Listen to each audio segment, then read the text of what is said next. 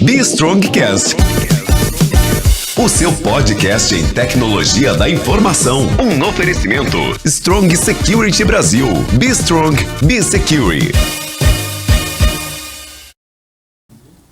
Olá, sejam todos muito bem-vindos a mais um podcast, o Be Strongcast, que é um podcast que fala sobre segurança e tecnologia da informação.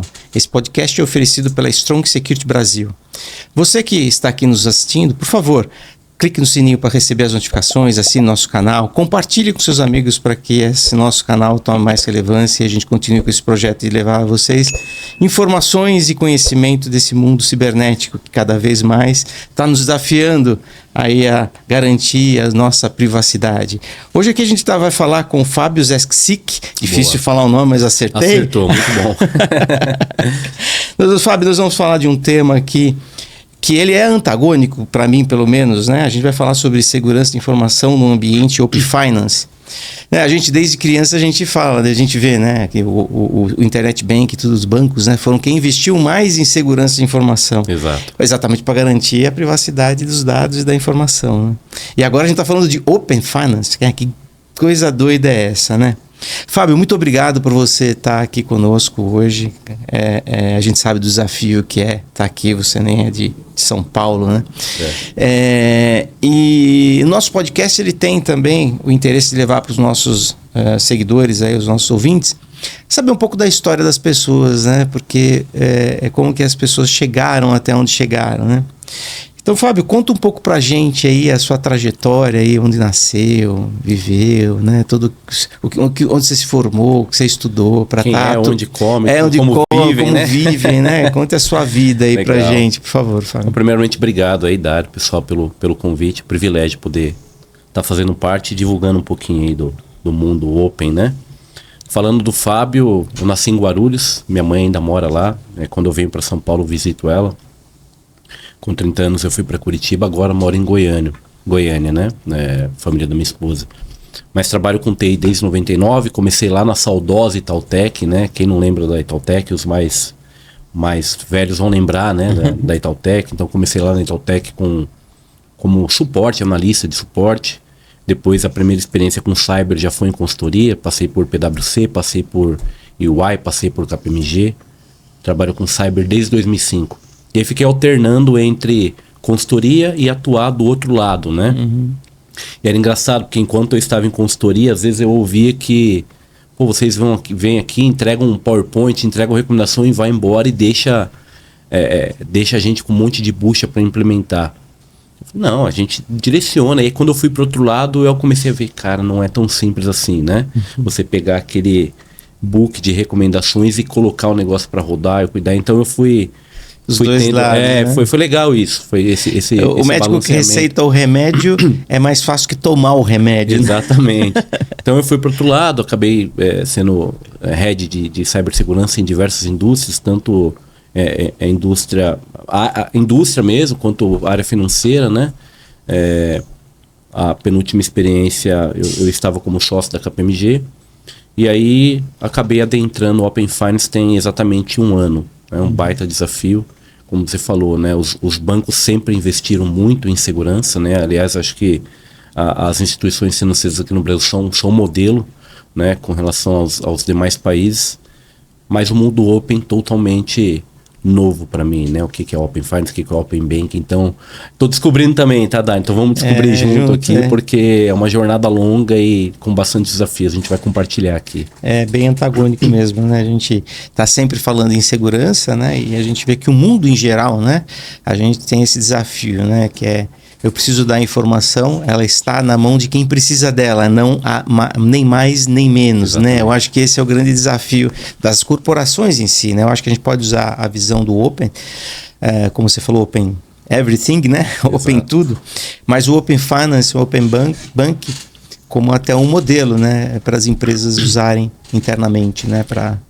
A informação está disponível, mas disponível de uma forma segura, né? E aí a gente tem, né?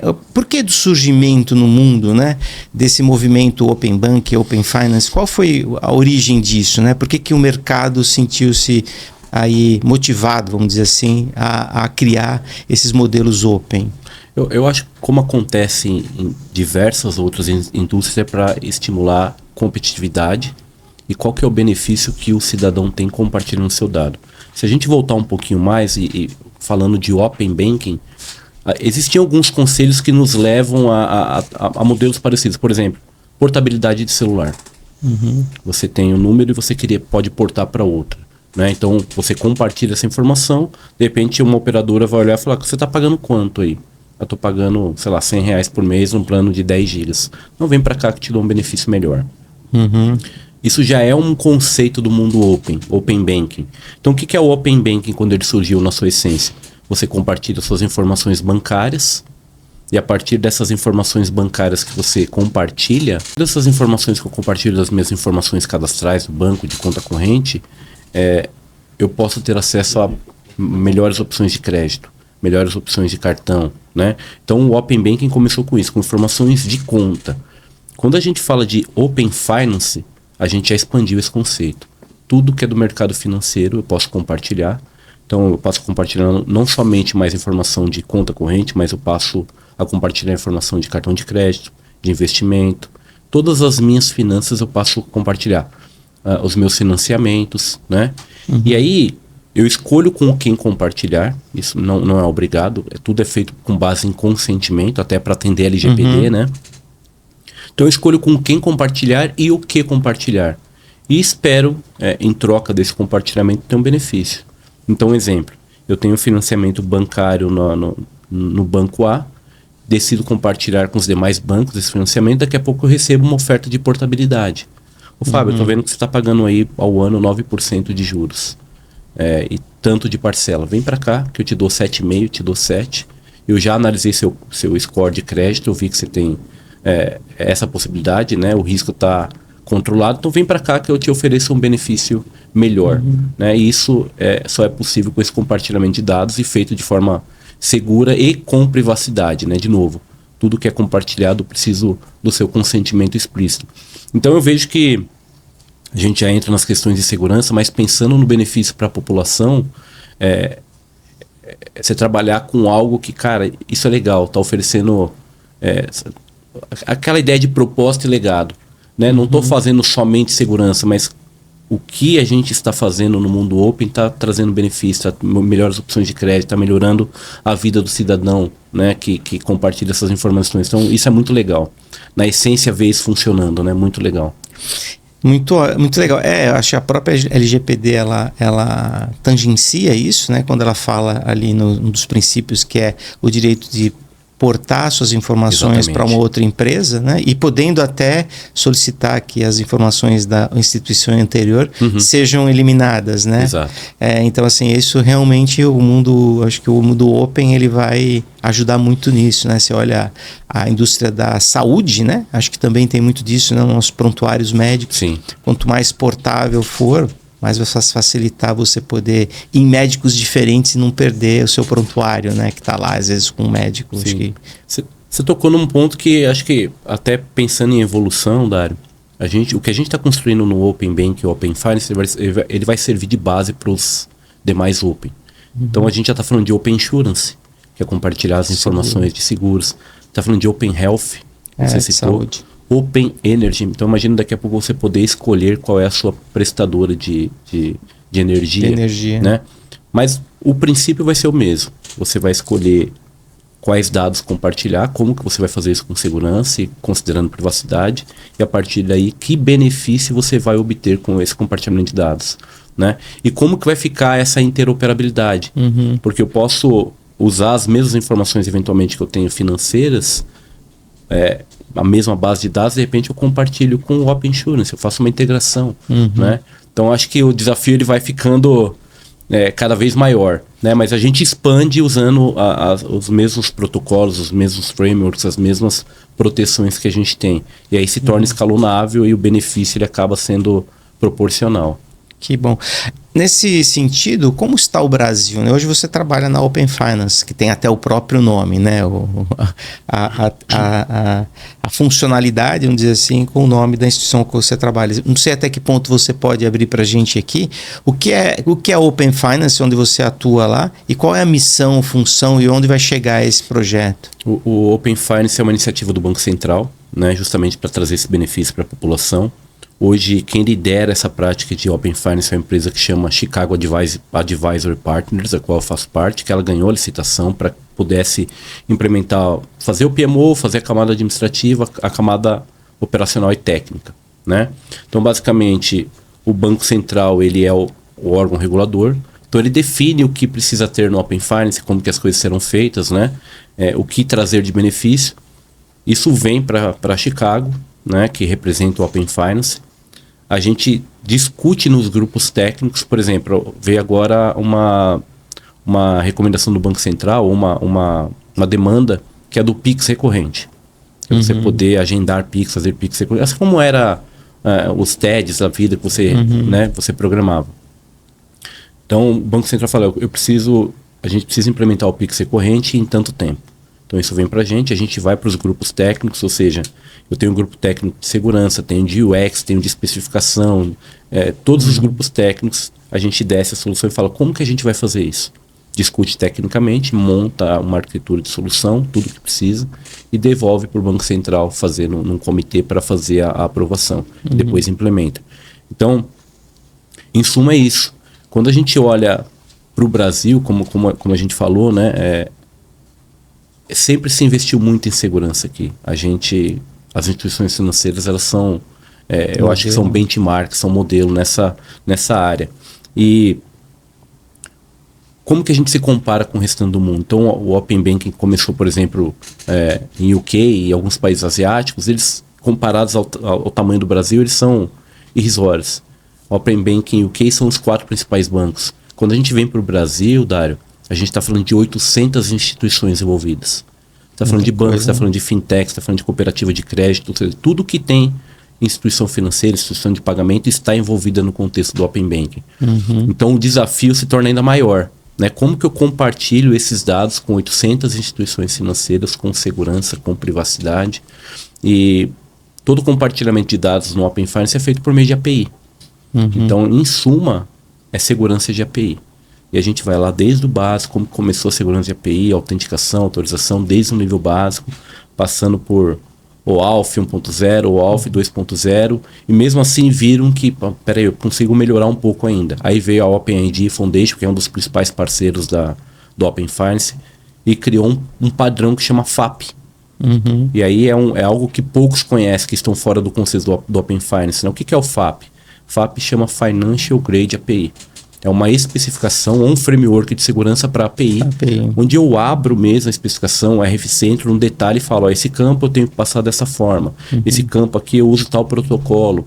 Então a gente começou a detalhar um pouquinho mais a segurança das APIs e criou-se um padrão, que é esse FAP. O FAP é da Open Finance ou não é um outro órgão? Foi uma junção da OAuth 2.0, padrão do mercado, com a OpenID.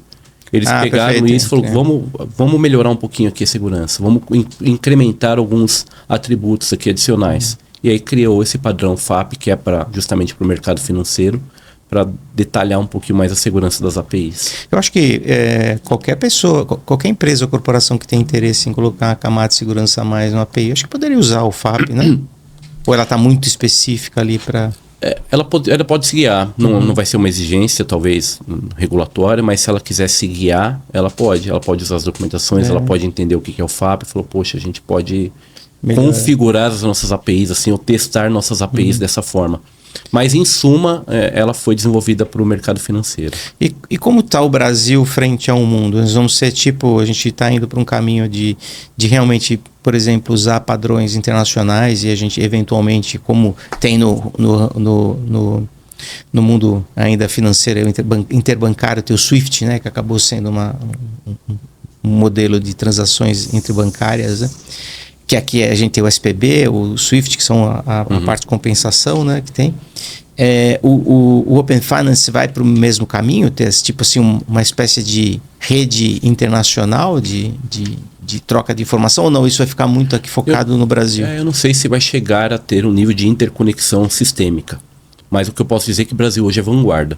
Tá. As pessoas consultam, de outros países consultam a gente faz muito benchmark, né? Por exemplo, a Arábia Saudita vai implementar a Open Finance também agora. Eles se baseiam muito no modelo que a gente está construindo aqui, né? Então, acho que pelo tamanho do Brasil, pela complexidade, pelas leis, pelas regulações, pela quantidade de fraudes que a gente percebe aqui, eu acho que a gente se preparou muito melhor. Tanto que a gente tem ganhado prêmios, viu, Dário? Que legal, o Banco parabéns. Central tem ganhado prêmios, a Chicago tem ganhado prêmios de inovação, né, de melhor ecossistema financeiro. Então, eu acho que vai ser o contrário, a gente vai exportar esse conhecimento. Como é do modelo, né? A nossa área bancária tem exportado tecnologia já há muitos anos, né? Isso é... Então, o Open Finance, ele é uma evolução do Open Bank, a gente poderia dizer isso? Exatamente. Porque o Open Bank você tinha um escopo limitado de compartilhamento de dados, que eram informações bancárias somente. Tá. Quando a gente vai para o Open Finance, informação bancária, de cartão de crédito, de investimento, de financiamento, tudo que for relacionado à sua vida financeira, você tem a opção de compartilhar com alguém. Né? Isso veio dentro de um roadmap, né? A gente vai implementar agora crédito, cartão, então isso tá evoluindo. Tá. Mas hoje essas opções todas são possíveis. Em termos de roadmap, isso vai chegar quando a gente pode dizer temos o Open Finance implementado? Qual a expectativa de vocês? Na verdade, a gente já tem. As últimas entregas já permitem essa troca de informações. O que talvez vai começar a ser percebido pela população é o benefício de eu compartilhar esse dado. Talvez as pessoas que estão compartilhando dado ainda não tenham percebido tanto. Mas tem case de bancos, se você precisar, e obviamente eu não vou citar aqui, mas que já capturaram muito, assim, em termos de milhões de benefícios com a Open Finance, de portabilidade de crédito, de portabilidade de investimento, né? Então, a população vai começar, que está compartilhando dados agora com as últimas implementações, perceber melhor esse benefício. Receber ofertas, né? Receber ofertas de portabilidade ou até de investimento. Você tem tanto investido. Você tem dinheiro parado na poupança. Você está com 500 mil parado na poupança. Aí, de repente, alguma empresa de investimento fala, cara, vem para cá, eu vou te dar tanto por cento e tal, vamos usar esse dinheiro de forma mais inteligente, mas porque eu decidi compartilhar. E aí, acho que a questão de segurança e privacidade, Dário, se torna extremamente importante aqui. Porque se eu compartilho uma informação, essa informação é usada de forma indevida, distorcida da finalidade original, ou eu compartilho uma informação e daqui a pouco eu tenho um vazamento, alguma brecha de segurança, eu perco a confiabilidade nesse compartilhamento. Todo o Open Finance é baseado em compartilhamento de dados. Então, por isso que quando a gente fala do FAP, está sempre evoluindo e vendo o que está acontecendo no mercado para ver o que a gente pode melhorar em termos de segurança, é por isso. Porque eu tenho que garantir que esses dados compartilhados serão usados da maneira adequada e que ninguém vai ter acesso indevido ou que esses dados não serão vazados. Então, a preocupação com segurança e privacidade é muito grande. Exatamente, essa é a pergunta, né? Que é um foco central do nosso bate-papo aqui, é como garantir a segurança disso, né? Porque se você tem os dados compartilhados e há um vazamento de informação, como sistemicamente, ou como descobre-se por onde vazou, né? Pode haver aí até mesmo com relação à LGPD, a Agência Nacional, ela pode ter dificuldade em poder imputar a responsabilidade na instituição A, na instituição B ou na C. Como que vocês estão tratando esse aspecto? Eu acho que isso não foge do que a gente já tem como padrão. Toda casa, obviamente, tem os controles de monitoramento, de DLP, né? E para o perímetro central, que é onde algumas informações passam, a gente adota os mesmos mecanismos. Aí acho que nesse sentido não tem nada de outro mundo, né? Monitoramento, são controles, baseline, tudo que a gente pode fazer desde o básico, né? Começando com, vamos pegar um Sys-Top Controls aqui, vamos avaliar, vamos ver qual que é o nível de maturidade, que controle pode ser implementado, vamos mapear o ciclo de vida da informação para saber por onde ela pode vazar, quem que está usando. Acho que nada de espetacular aqui. Eu gosto muito do básico bem feito, Dário, né? Antes de pensar em IA generativa para proteger as informações, peraí, vamos olhar dentro de casa. Vamos implementar todo o básico, porque quando a gente começa a olhar até frameworks de ataque, o Mitre ataque, por exemplo, a gente começa a perceber que a maioria dos ataques são em coisas básicas. Uma porta que não foi fechada, um protocolo. Então, a gente faz isso também dentro de casa. Claro que a gente está olhando para o futuro, vamos ver, falando de inteligência artificial, o que pode trazer de benefício, mas é esse olhar para o básico bem feito. Acho que se todas as casas fizerem também, a gente está muito bem protegido. Até porque, como eu falei, a API está sendo construída com todo esse padrão, com esse framework que garante ali um nível de proteção adequado, né? E a gente está sempre evoluindo. Então, ademais é fazer o que a gente já conhece aí por padrão. Legal. A instituição financeira que vai consumir essa informação, por exemplo, ela vai poder capturar esses dados ou só vai ter um ponto de consulta? Ela captura os dados. Ela captura os dados. E nesse sentido, existe alguma regulação ou algo que vai ser exigido da empresa que se conectar nessa API que vai consumir essas informações, que ela tem que estar num nível de segurança X, por exemplo? Tem. Se você olhar para o Banco Central, ela está soltando várias instruções normativas ao manual. Então, por exemplo, começou lá com o Manual de Segurança de APIs. 1.0, 2.0, 3.0. Então, ela sempre exige que as casas... O próprio sistema financeiro é regulado, né, Dário? Então, para você ser uma instituição financeira, você tem lá um checklist do Banco Central com uma série de itens que você precisa cobrir. Inclusive, qual é o provedor de nuvem, se essa informação vai estar fora do país, não vai, que tipo de informação, que controles eu tenho que ter, são auditorias, né? Pelo menos 2 vezes ao ano, são pentests que as instituições recebem também pelo menos 2 vezes ao ano. Então, por padrão, independentemente do Open Finance, ela já tem um padrão bem elevado de segurança. Mas o que vai fazer a empresa entrar dentro do Open Finance é o FAP. Ela precisa estar aderente ao FAP. Eu não consigo consumir dados, eu não consigo usar a API se ela não estiver aderente ao FAP. Né? Então, ela tem que passar por um processo de certificação. Ela precisa estar certificada na OpenID, precisa estar certificada FAP, e aí essa certificação exige uma série de controles. Legal. E como estão os bancos, ou a instituição financeiras, não, os bancos com relação a isso? Eles já estão acompanhando isso, já estão fazendo seus desenvolvimentos, ou ainda está embrionário ali, ainda no nível da Open Finance mesmo? Todas as 800 instituições participantes já estão nesse padrão de segurança, já estão aderentes, já estão em conformidade com o FAP. Né? Então, nenhuma vai entrar se não estiver aderente, porque é um risco muito grande. Quer dizer, eles estão acompanhando todo o processo, estão trabalhando em conjunto. Sim. De novo, né, só relembrando aqui, qualquer implementação que a gente precisa fazer de melhoria, né, que venha demandada do regulador, a gente discute isso nos grupos técnicos. Hoje a gente tem umas 600 pessoas em grupos técnicos, são representantes das casas, né? Então eu tenho um grupo técnico de segurança, eu tenho de privacidade, eu tenho de usabilidade, eu tenho de especificação, eu não vou saber falar todos aqui, mas eu acho que a gente tem 15 ou 16 grupos técnicos com umas 600 pessoas. Então toda nova implementação a gente passa pelos grupos técnicos, a gente discute tecnicamente, discute como fazer. E aí são várias cabeças pensantes, isso que é legal, né? De instituições grandes, de pequenas, todos especialistas, né? Então, eles trazem uma visão integrada, a gente compila isso numa solução, falou, para fazer o que o Banco Central está pedindo, entendemos que essa é a melhor solução em termos de arquitetura, de segurança, de privacidade. Aí eu estou puxando para a minha área, mas tem as outras que eu falei aqui. Né? Então, você pega pessoas que estão nas instituições financeiras há muito tempo, que foram colocadas ali como representante, e tem uma discussão muito técnica, muito salutar ali de como implementar as coisas. Então, é muito legal participar disso, né?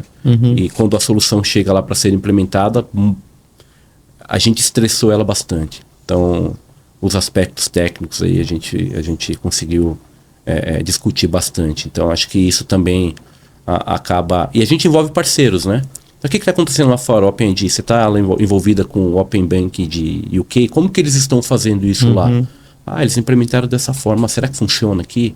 Vamos trazer, a gente traz 2, 3, 4 cenários para discutir. Falou, cara, isso aqui não vai funcionar dessa forma.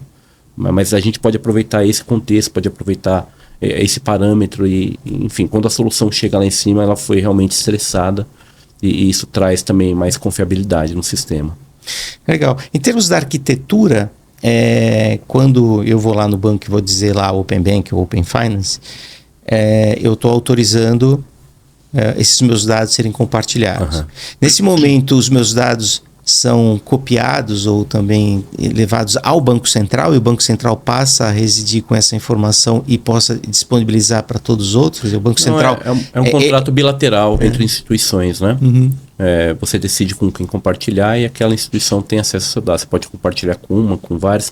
Na verdade, você vai compartilhar com as instituições praticamente que você tem conta. Né? Na hora de escolher compartilhar, você escolhe o banco lá, mas geralmente são as instituições que você já tem algum que tipo já tem de relação. Entendi. Não é algo que você vai chegar lá. Open Finance está lá disponível para quem quiser consultar. Então você decide qual dado compartilhar e com quem compartilhar. Você não vai jogar esse dado lá e a pessoa vai, né? Os bancos vão lá, as instituições vão lá consumir, né? Não, você vai escolher. Eu vou compartilhar com o banco A, B, C, com a instituição A, B, C. E essas vão poder consumir a sua informação. E você pode a qualquer momento também revogar isso. Exatamente. Né? E quando eu, por exemplo, compartilho os dados com, sei lá, estou no banco A, compartilho com o banco B, o inverso já é automaticamente verdadeiro ou eu tenho que fazer a volta? Não, você tem que fazer a volta. Você tem que fazer. Quer dizer, a B eu tenho que dizer, olha, compartilha com a A, porque eu quero que tenha... Sim. Porque como que você faz o compartilhamento? Você entra no app ou no internet banking da sua instituição e você fala lá, o aderir Open, né, tem um botãozinho do Open Bank, Open Finance lá e você decide com quem compartilhar. Bacana. Então a volta é verdadeira também. Você entra na outra instituição e fala, eu quero trocar também aqui. Né? Que bom, isso serviu para mim, porque eu sempre ouvi e vi sobre esse assunto, mas sinceramente nunca debrucei para poder entender acho os que é legal, benefícios.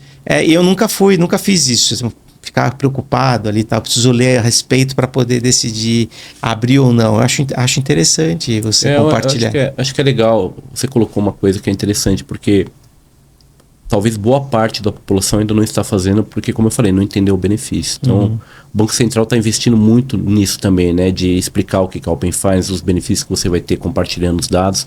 Mas você é um cara de segurança e ficou um pouco receoso, né? Eu imagino que tem outras pessoas também que não conhecem tanto e ficam, cara, infelizmente a gente teve muito mau uso, né, das pessoas compartilhando dados, recebendo ligação indevida. Então a população, boa parte dela, não vou dizer boa parte, mas tem uma parte ainda que fica, não vou ficar compartilhando dado não, daqui a pouco tem gente me ligando, mandando WhatsApp, mandando e-mail, oferecendo coisa que eu não pedi. Então acho que tem um paradigma a ser quebrado aí também, né? Mas como eu falei, daqui a pouco você tem um amigo seu, alguém que trabalha junto, que vai, cara, compartilhei meus dados, recebi uma oferta legal que está acontecendo no Open Finance, e isso vai abrindo a cabeça das pessoas. É um trabalho de conscientização também. O Banco Central brasileiro, ele vem realmente revolucionando os processos financeiros, né, entre as instituições que compõem, seja cliente, fornecedor, enfim, o Pix foi algo realmente que revolucionou muito, né, o modelo de como as pessoas transacionavam o pagamento. Que seria a parte, por exemplo, de você caminhar para um dinheiro digital, né? Sim, que é o Drex, né? Que é o Drex. Eu não sei se vocês estão se envolvendo nisso, mas eu acho que é um projeto que deve ser aí o Bitcoin brasileiro, né? Em algum momento. Eu vou falar bem a verdade, eu estudei pouco sobre o assunto ainda, mas o banco, como você falou, o Banco Central está ganhando diversos prêmios de inovação. O Pix, por exemplo, que você comentou, já tem alguns países estudando como implementar o Pix, né? E consultando o Banco Central. O Drex também, que vai permitir rastreabilidade, vai permitir uma série de coisas, né? Atingir aqueles clientes também desbancarizados, né? Vai trazer muito benefício. O Banco Central tem ideia de desenvolver um super app também para consolidar um monte de informação. Então, como eu falei, acho que a gente está na vanguarda. A gente pesquisar a quantidade de prêmios que o Banco Central tem ganhado, não só aqui, mas fora, né? Eu falei do The Banker lá, que é uma revista da... Oh, meu Deus, esqueci o nome. De Nova York lá. Times, não é Times, enfim. Mas tem ganhado muitos prêmios nesse sentido, de inovação, principalmente dentro do nosso cenário brasileiro, com essa quantidade de informações aí, de quantidade de pessoas. Então, a gente eu digo, o Banco Central feito um trabalho muito bom nesse sentido. E se tornando referência lá fora. Né? O que eu tenho visto, né, que o Banco Central, apesar de ser uma instituição governamental, ela tem sido agnóstica a governos, né? Ela é de Estado realmente, né? Ela mantém as implementações e a evolução das coisas independente de governo. Então, realmente, as pessoas que estão lá são pessoas realmente de Estado, né? Isso é muito legal de ver. Comprometidas. Eles traçaram o roadmap, né, o que poderia oferecer para a população, o roadmap, eles estão seguindo a risca.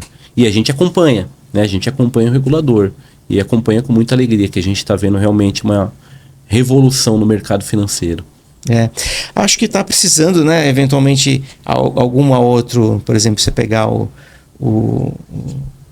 a Agência Nacional, por exemplo, não sei se seria a Agência Nacional de Saúde ou outras agências nacionais, de poder começar a implementar isso em outras frentes, né? Porque é algo extremamente interessante e favorável, se óbvio, né? Tomando os cuidados de toda a segurança que precisa ter nesse ambiente, né? Eu acho que vai acabar acontecendo, Dario. A gente já está falando do Open Insurance, né? Como eu falei, eles estão criando a mesma estrutura ali do Open Finance, a gente já discute bastante coisa, né?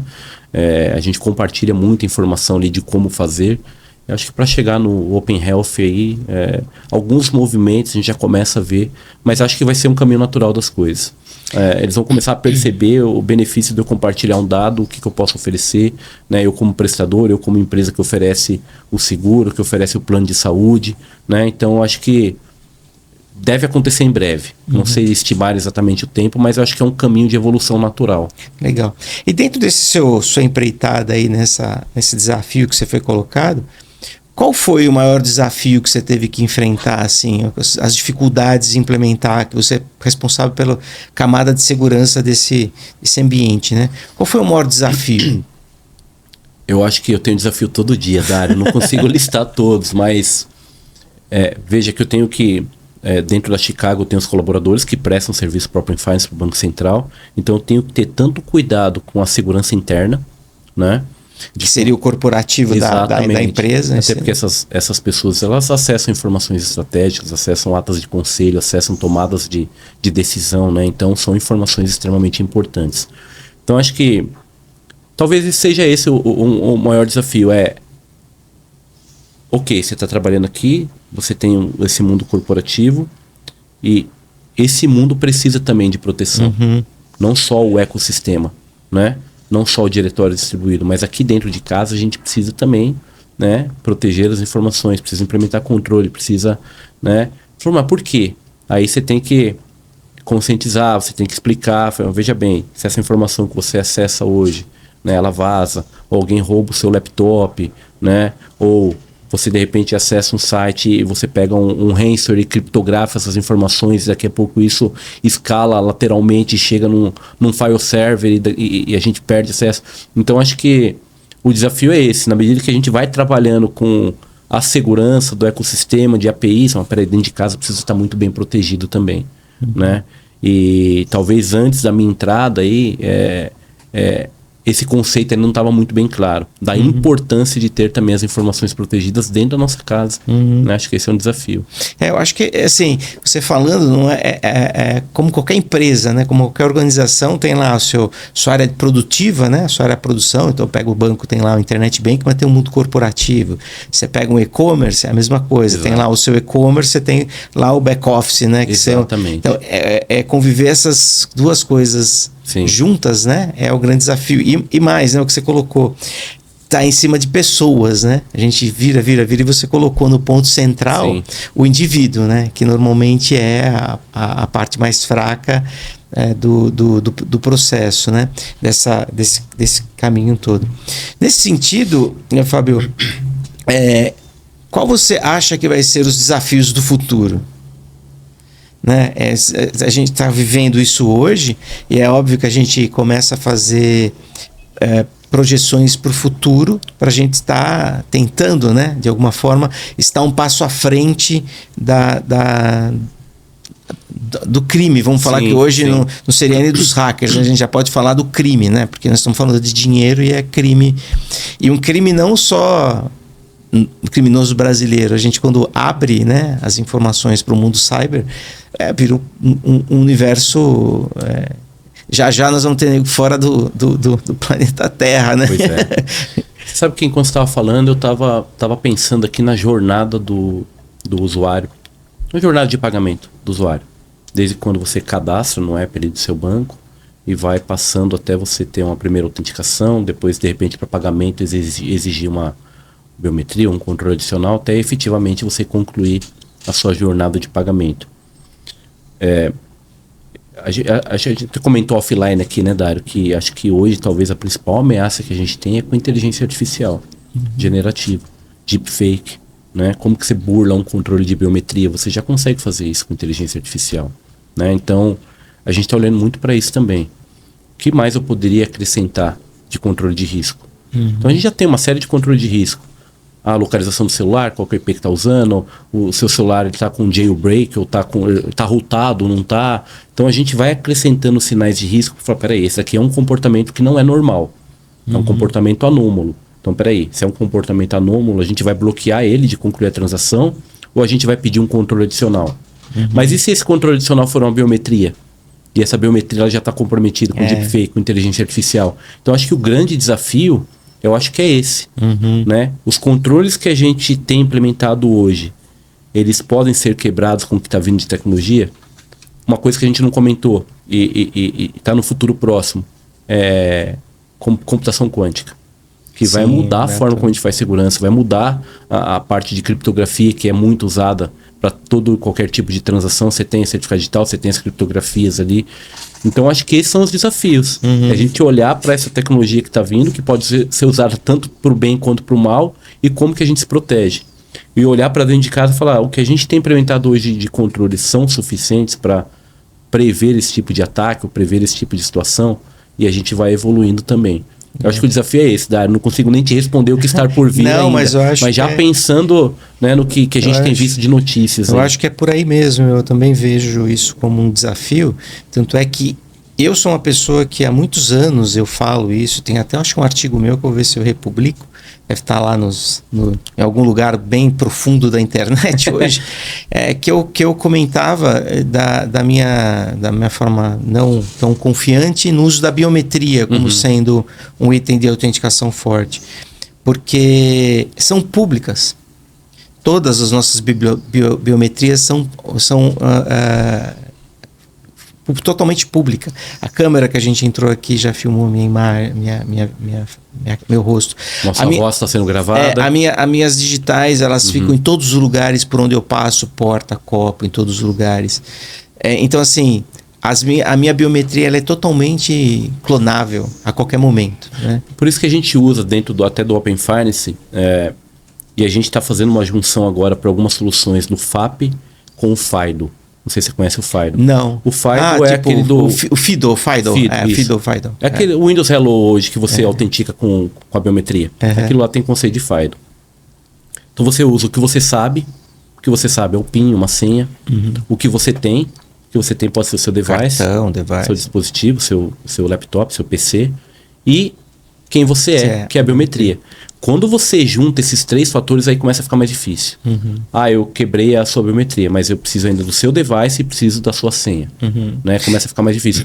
Quando você consegue usar essas informações, por exemplo, no dispositivo hoje, falando de FIDO, você consegue usar um bind ali do dispositivo, uma informação que só tem naquele dispositivo. Você une com a sua senha, você une com a sua biometria, junto com aquele bind ali, e você cria um token. Esse token é que te identifica nessa jornada de pagamento. Então começa a ficar um pouquinho mais difícil. Se eu quebrar somente um fator que a gente está falando aqui da biometria, eu precisaria ainda dos outros dois. Eu precisaria estar em posse do seu celular, ele precisaria estar desbloqueado. Eventualmente, na hora de efetivar uma transação, ele vai pedir a sua biometria, vai pedir uma senha. Então eu começo a dificultar esse caminho também. Verdade. Acho que o grande desafio, Dário, é como que eu mantenho isso seguro sem causar fricção na usabilidade. Porque eu já vi casos engraçados, né, de... Você vai autenticar uma biometria e a pessoa usa óculos, aproxime o rosto. Você aproxima. Tire o óculos. Aí você tira. Só que, na mesma forma que ele pede para tirar o óculos, tem uma instrução na tela para você ler. Ele não consegue ler. Você não consegue ler, você tirou o óculos. Aí ele põe o óculos para ler, tire o óculos. Causei uma fricção. Pode ser que em algum momento ele abandone ali o processo e não efetive uma transação, que significa perda financeira, porque a usabilidade foi ruim. Então eu não posso também colocar um monte de controle e daqui a pouco, a cada 10 segundos ele autentica, passou de tela, autentica, pede mais uma informação, porque ele fala, cara, eu não consigo fazer uma compra, tá muito difícil. Eu acho que você foi muito preciso, Fábio, quando você colocou que esse seria o desafio futuro, porque realmente tanto é que uma das preocupações que eu pessoalmente tenho e a gente em geral tem, né, é que o dispositivo móvel, ele é ele é um artigo que fácil roubar, Sim, né? sim. Então, de certa forma, a gente tem quase tudo aqui dentro. Exato. E se alguém vai lá e consegue comprometer a segurança do dispositivo que a gente não tem controle, sei lá, a Apple, o Android, né, o iOS, se ele tem uma vulnerabilidade que compromete essa questão do uso das informações que eu tenho aqui, como talvez o token, ou talvez o próprio device, Sim. e se alguém por alguma forma conseguir usar também de uma forma inteligência a biometria, quebrou toda a segurança. Então acho que realmente esse é o grande desafio, como a gente vai evoluir nisso. Eu acho que um dos caminhos, eu vou falar uma bizarrice aqui, mas acho que é a gente se chipar. Você ter dentro de algum lugar algum chipzinho que ele vai ser quer dizer, o cara vai ter que arrancar a tua mão, cortar teu braço, arrancar o teu chip do braço. O conceito do que você possui continua sendo o mesmo. Você só, além do device, você tem mais um dispositivo. Mas me assusta falar disso daí. Não, mas eu acho que vai ser um caminho. Talvez. Sinceramente, vai ser um caminho. A gente tem usado muitos sinais de risco, como eu comentei, né? O celular tá routado, tá com jailbreak ou tá routado. Aonde que tá a localização, o IP? A gente captura 10, 15, 20 sinais de risco. E a junção daqueles sinais de risco, peraí, tem alguma coisa errada. O uso desse device ou a transação que está sendo feita não é uma transação comumente feita. Vamos bloquear ou vamos pedir algo adicional. Seu behavior, né? A parte do behavior. Exatamente. Né? E aí o próprio iOS quanto o Android oferecem diversas opções que a gente consegue capturar, né, do celular, que são informações default, para compor esse cenário de segurança dentro da jornada de pagamento dele. Eu acho que por enquanto tem atendido bem. Né? A parte da autenticação adaptativa, né? Exatamente. Acho que os bancos eles também evoluíram bastante, né, na identificação do indivíduo. Sim. Com as contas digitais, né? Que houve muita fraude no que começo, aconteceu, sim. Né? E eu acho que também amadureceu. Exato. A parte de como fazer a identificação do indivíduo, como né? fazer abertura de conta, o que exigir, né? Para poder identificar. Sim. Eu tive, por exemplo, pessoalmente né, uma conta digital aberta em meu nome, que eu desconhecia que eu tinha, e eu acabei descobrindo essa conta, e fica aí a dica para o pessoal, né? O Banco Central ele tem, né, que é o... Eu esqueci o nome agora, meu Deus. Depois eu mando aqui no... É um portal que você consulta todas as suas informações financeiras. Todas as informações financeiras. E eu descobri que apareceu lá uma conta no banco, né? X. E eu, mas que conta é essa? Quem abriu essa conta? Quem abriu essa conta? Aí eu entrei em contato com a instituição e tinham aberto a conta em meu nome. E tinha alguma informação de dívida lá? Fizeram algum mau uso ou não? Então, fizeram. Eles acabaram pegando... Olha, foi inside information isso.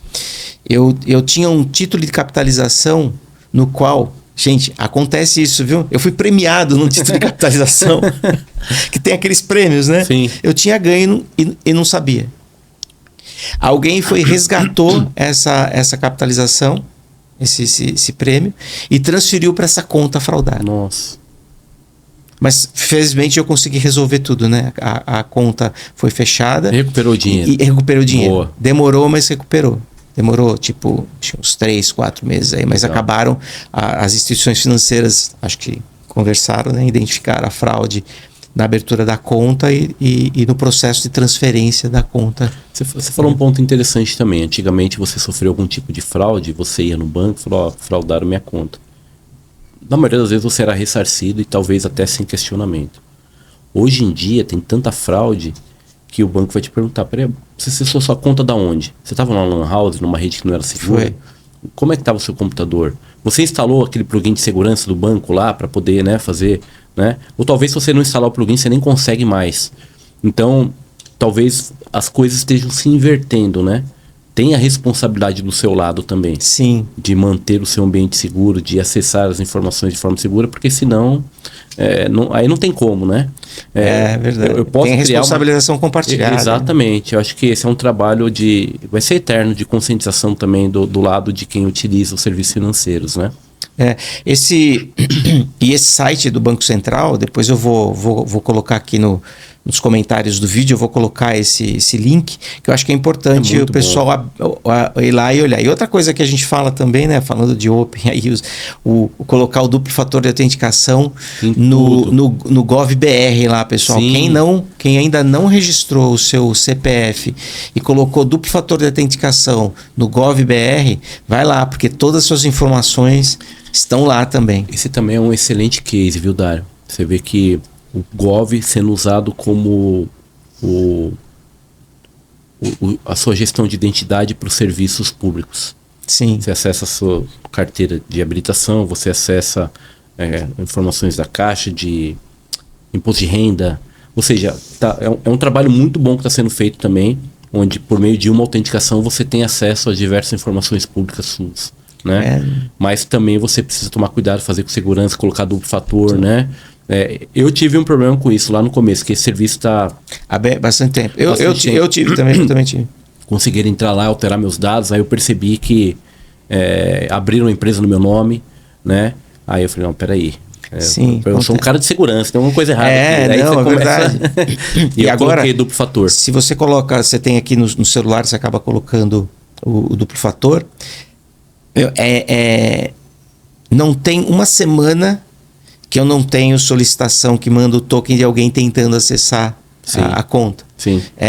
Tipo assim, acontece também. É bizarro. Quem instala vê que realmente o pessoal fica tentando acessar ali e ter acesso aos teus dados por alguma razão, que é grande, porque ele tem acesso, como você falou, ao seu imposto de renda, ao teu documento digital, que é a sua carteira de habilitação, outros documentos. Documento do carro, né? Do carro, de tudo, né? Então, assim, é um ponto importante a gente tá atento a isso, né? Então, a conscientização é fundamental. Duplo fator de autenticação em tudo, né, Dário? Acho que todos os serviços hoje, seja um Gmail, um Facebook, uma rede social, qualquer um desses oferece duplo fator de autenticação. Acho que é o mínimo aí pra gente se proteger. Esse futuro aí realmente é esse, viu, Fábio? Eu acho que não vai acabar isso nunca, né? Eu também acho. Eu acho que essa questão de evolução da forma como a gente vai identificar o indivíduo, as pessoas, vai acabar sendo eterno aí, né? E assim, e onde deve chegar o Open Finance? Sim, qual que é a projeção de futuro? Vamos falar daqui 10 anos, o que nós vamos ter aí, o que você acha? Essa é uma pergunta que eu não parei para pensar ainda. Mas eu acho que essas opções facilitadas de crédito, você poder, de forma muito rápida, compartilhar as informações ali, daqui a pouco você está recebendo, você está querendo comprar uma casa? Está aqui, ó. Esse banco oferece tanto, esse oferece tanto, esse oferece tanto, né? É um cartão de crédito melhor, uma opção. Eu acho que isso de forma muito mais natural do que é hoje, na medida que vai se expandindo esse conhecimento, né? E talvez serviços futuros que estão por vir. A gente está num processo agora, por exemplo, de implementar. Imagina que você está lá num marketplace da vida e você está comprando um produto e você quer fazer esse pagamento com Pix. Qual que é o processo natural? Eu te direciono para sua conta, você autentica na sua conta e Pix ali com Picola, paga, a informação é devolvida lá para o marketplace falando o produto foi pagamento confirmado. A gente quer fazer isso agora num processo que a gente está chamando de jornada de pagamento sem redirecionamento. Ou seja, a primeira vez ainda vai acontecer, depois ele armazena isso, provavelmente num token, e aí você vai ter aquela opção de comprar com um clique, por exemplo. Tá. Aí você compra, ele vai lá em background no seu banco, com essas informações que estão no token, te autentica, paga e devolve a informação para você só com pagamento confirmado. Então acho que cada vez mais você vai ter essa facilidade, né, de poder comprar, de poder usar suas informações e receber mais benefícios dela. De novo, usabilidade cada vez mais facilitada, mas pensando sempre na segurança, porque precisa ser fácil, eu preciso fazer o mercado movimentar, eu preciso ter opções, né? Mas não posso esquecer da parte de segurança. Então acho que no futuro você vai agregar mais serviços para dentro do Open Finance. Você vai conseguir ter essa movimentação financeira de forma mais fácil, Dário. Uma das coisas que eu acho que em algum momento o Open vai precisar pensar, né? Que eu acho que falta isso em algum lugar, não sei onde isso residiria, né? Talvez, não sei se no Banco Central ou na Receita Federal, talvez, alguma coisa assim. O Open Cadastro, né? Porque, assim, nós que estamos no mundo corporativo, a gente vive situações que a pessoa física não vive. Que preencher fichas de cadastro para aprovação de crédito frente a um fornecedor, né? Ou frente até mesmo um cliente que avalia a nossa saúde financeira de forma... Meu, isso é um inferno, cara. Eu que assino pela empresa e que eu tenho que aprovar lá, às vezes, as fichas cadastrais. Meu, é um inferno isso, cara. Isso é um inferno. E para aprovação de crédito, também a transação entre empresas, né? Precisaria ter em algum lugar, alguém fazer esse processo onde você vai lá e põe lá todos os cadastros, até isso, porque o pessoal perde balanço, o pessoal pede... De pagamento entre empresas? Não pagamento entre empresas. Eu, por exemplo, eu vou comprar algo da empresa A. Essa empresa quer aprovar meu crédito. Então ela quer saber, fazer uma análise do meu crédito. Para fazer a análise do crédito, ela faz uma série de coisas. Ela consulta lá o tal do Serasa, ou algum outro que tenha. Ela vai pedir para mim que eu mande contrato social, que eu mande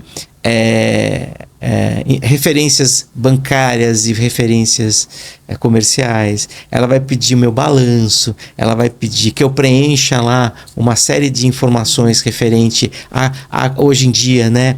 Quase uma do diligência é uma dúvida de financeira. código de ética, políticas de privacidade, políticas de segurança, enfim, uma infinidade de coisas que a gente preenche, sei lá, dezenas de vezes por semana isso. Interessante, talvez possa ser uma extensão, né? Além de compartilhar dentro do Open Finance com instituições financeiras, compartilhar o seu histórico de crédito, o seu score de risco ali com algumas outras empresas, né?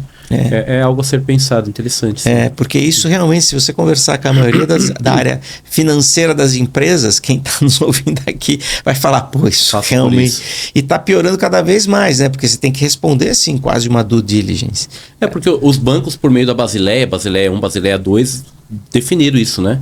Score de crédito, de risco, né? De score de mercado. Ou seja, tem a composição de quem você é e se você é um bom pagador ou não e por conta disso, taxas de juros menores, né? Mas isso está dentro do universo bancário, né? Como expandir isso para usar já o seu histórico. Né? Eu acho que é interessante. Uma boa... sugestão, muito bom, sugestão pessoal poder melhorar essa questão de troca de informações. Porque né? já tem, né, as bases, os birô de crédito que você acaba consultando, né? Mas não é só aquilo. Acaba pedindo mais informações. Porque de repente, se você tivesse isso, e obviamente com o seu consentimento, falou, cara, faz o seguinte, tá aqui, acesse esse link aqui, né? Imagina algo assim, né? Acesse esse link que você vai ter todo o meu histórico ali. Tudo lá. Quem é a empresa, quando que eu abri meu histórico de crédito, de compra, né, dentro das instituições financeiras, como é que está a minha saúde financeira. Acesse esse link aí. Talvez seja algo interessante, sim. Porque acaba sendo... até mesmo para fornecer para governo, a gente tem que colocar um monte de certidões do Estado, certidão da prefeitura, as certidões federais, cara, são de fundo de garantia, de tudo 12 meses de faturamento, né, essas coisas. Tudo isso a gente tem que ficar fornecendo a todo momento isso. Apesar que existe já, né, os portais de compras, né, Comprasnet, por exemplo, você pode ter lá. Você já cadastrar e previamente você deixa já lá aprovado, isso já é um adianto grande, né? Mas você, pelo menos uma vez você teve que fazer e passar por tudo isso. Tem que fazer e está tudo no governo, né? Uma parte às vezes está em governo. Mas eu acho que é um caminho bem interessante, garantindo a segurança, que é o que a gente tem que fazer. Eu acho que pode ser uma expansão do Open Finance. Acho que o Open Finance ele vai proporcionar essa ideia que você teve, por exemplo, né? Cara, se lá está funcionando assim, está acontecendo e está tendo esse benefício, que mais que a gente poderia extrair disso? Ou usar isso como exemplo para extrair o que para outros serviços, né? Interessante, acho que devem surgir temas como esse em breve. O Open Tudo, né? Exato. Agora, falando do Open Finance especificamente, tem lá uma infraestrutura lá no Banco Central, certamente, né? E também, de novo, tem coisas, não sei se você pode estar revelando para a gente. E daí vocês devem estar monitorando muito bem essa parte.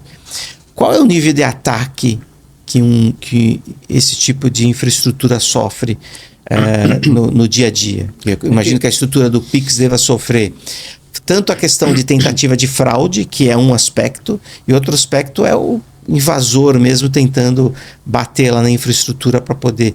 Tem uma estatística disso interna de vocês que mostre? A gente tem, Dário, é que eu estou falando de um ecossistema distribuído, onde as casas são responsáveis pela segurança, né, de cada uma delas. O que a gente tem é um MISP, que é de informações compartilhadas, mas a gente não tem, assim como tem nos Estados Unidos, por exemplo, a obrigatoriedade de compartilhar incidentes ou possíveis incidentes. Então, de forma voluntária, a gente acaba colocando isso no MISP, né? Mas essa informação fica mais restrita ao Banco Central mesmo, provavelmente com o Pix. Mas eles estão sempre divulgando, né? Mas não temos acesso, assim, não faz parte do nosso escopo monitorar isso. Uhum. O que a gente tem dentro do nosso diretório central, além do perímetro distribuído, o que a gente monitora é sim, onde estão cadastradas as instituições, as APIs, a gente tem um diretório central. Então, o que está dentro do nosso perímetro central, que é o portal do cidadão, o dashboard de métricas, as informações ali, isso a gente monitora. Isso a gente tem, né? Mas o resto faz parte desse perímetro distribuído. Então, que faz parte das instituições. De cada uma das instituições. Dentro desse perímetro que você tem alguma, por exemplo, existem ataques oriundos de outros países de forma intensa? Como está vivenciando isso? De novo, acho que nada muito fora do padrão. A gente bloqueia as origens que a gente sabe que são de possíveis ataques. Rússia, China, a gente já tem lá por padrão. A gente tem SOC, a gente tem, todos os controles normais a gente tem. Uhum. Mas eu não lembro da última volumetria, mas nada diferente de uma instituição financeira normal ali, uhum. né? Nada absurdo. Nada ainda muito direcionado, assim, não, do tipo... não, ainda não. Talvez os atacantes também não perceberam o benefício, né? Espero que continue não percebendo, mas... até porque para eles não teria benefício nenhum atacar o perímetro central ali, né? Talvez vai causar uma indisponibilidade. Não tem informação ali, não tem né? informação ali que seja relevante, né? Então eles continuam direcionando seus esforços para cada uma das instituições financeiras. Uhum. Acaba sendo esse caminho. E a Rússia e a China é o que normalmente... Rússia e China. São a origem, né? Leste europeu, alguns países ali, continua. Isso não mudou, né, Dar? Desde lá de trás, continua a mesma forma. Se você pegar lá na Strong, nosso monitoramento das nossas coisas, você olhar, é o padrão, né? Às vezes aparece um ou outro ali de momentâneo, mas o contínuo é sempre. Essas origens mesmo, né? Sim. Bom, Fábio, show de bola, um papo muito legal aqui contigo, gostei muito da conversa.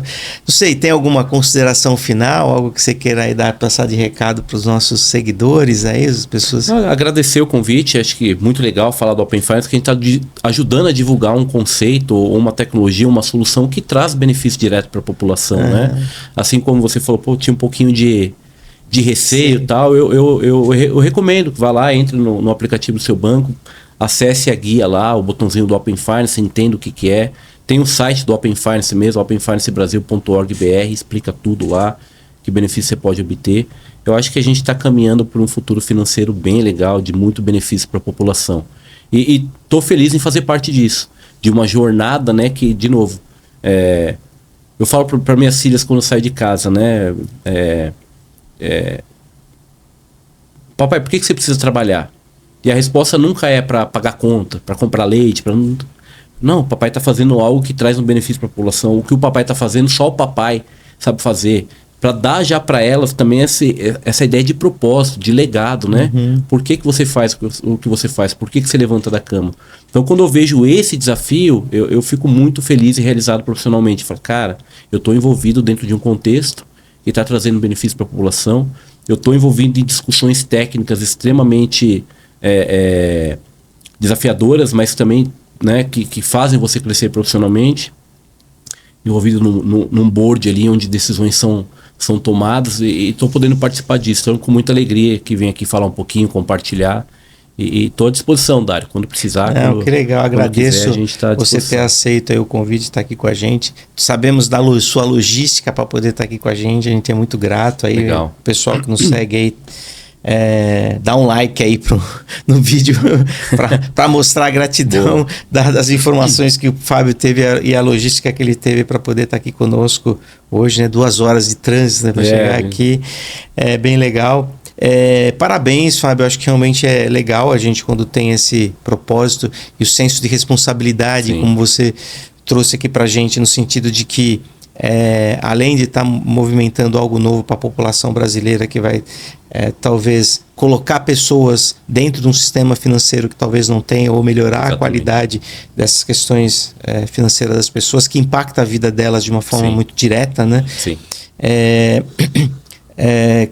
Que você tem que garantir que isso não vai se transformar num pesadelo. Exatamente. Né? Que a gente tenha boa intenção, mas tem que ter todo o cuidado, e a segurança, ela entra nesse viés, né? Sim. Eu falo que a segurança da informação, ela é o freio do carro, né?